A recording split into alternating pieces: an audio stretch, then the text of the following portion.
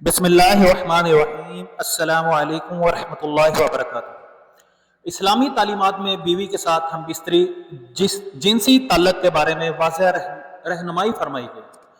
قرآن و حدیث میں جو اصول بیان کیے گئے ان کے مطابق میاں بیوی کے درمیان جنسی تعلقات کو پاکیزگی اور محبت کے ساتھ انجام دینے کی ہدایت ہے۔ قرآن مجید میں اللہ تعالیٰ فرماتا ہے، تمہاری بیویاں تمہاری کھیتی ہیں، پس اپنی کھیتیوں میں جیسے چاہو آؤ۔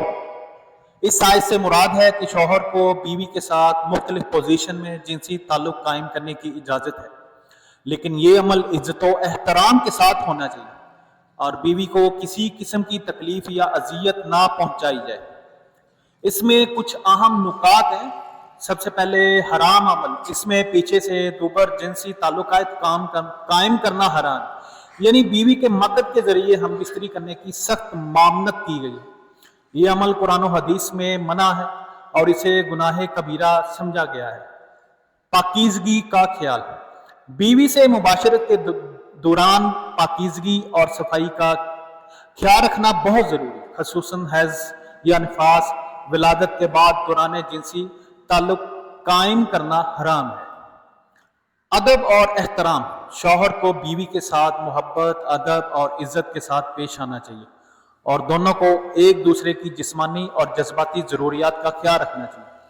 صحیح مسلم میں روایت ہے، حضرت جابر رضی اللہ تعالیٰ عنہ سے روایت ہے کہ یہودی کہتے تھے کہ اگر کوئی شخص بیوی کے سامنے کے مقام سے لیکن پیچھے کی طرف سے ہم بستری کرے تو اولاد بھینگی پیدا ہوتی ہے۔ اس پر یہ آیت نازل ہوئی، سورہ بقرہ کی 200 نمبر 23، اور واضح کیا کہ جائز مقامات سے جس طرح چاہو تعلق قائم کیا جا سکتا ہے۔ اس کا خلاصہ یہ ہوا، اسلام میں شوہر کو بیوی کے ساتھ مختلف پوزیشنز میں ہم بستری کرنے کی اجازت ہے، بشرطے کہ یہ عمل احترام، محبت اور عزت کے ساتھ ہو، لیکن مقصد سے ہم بستری اور حیض یا نفاس کے دوران تعلق حرام ہے۔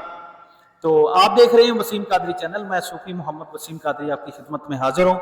امید کرتا ہوں آج کی ویڈیو آپ کو بہت اچھی لگی ہوگی۔ تو کمنٹس میں ایک دفعہ اللہ لازمی لکھیں، اللہ کے ناموں میں سے کوئی بھی ایک سا نام لکھیں، اور کوشش کریں یہ ویڈیو آگے تمام امت محمدیہ صلی اللہ علیہ وسلم تک شیئر کریں، تاکہ جو اس بارے میں میاں بیوی کے جنسی تعلقات اور زوجیت کے بارے میں، ہم بستری کے بارے میں نہیں جانتے، تاکہ ان کو پتہ چل سکے اور زنا سے محفوظ رہ سکیں۔ جزاک اللہ۔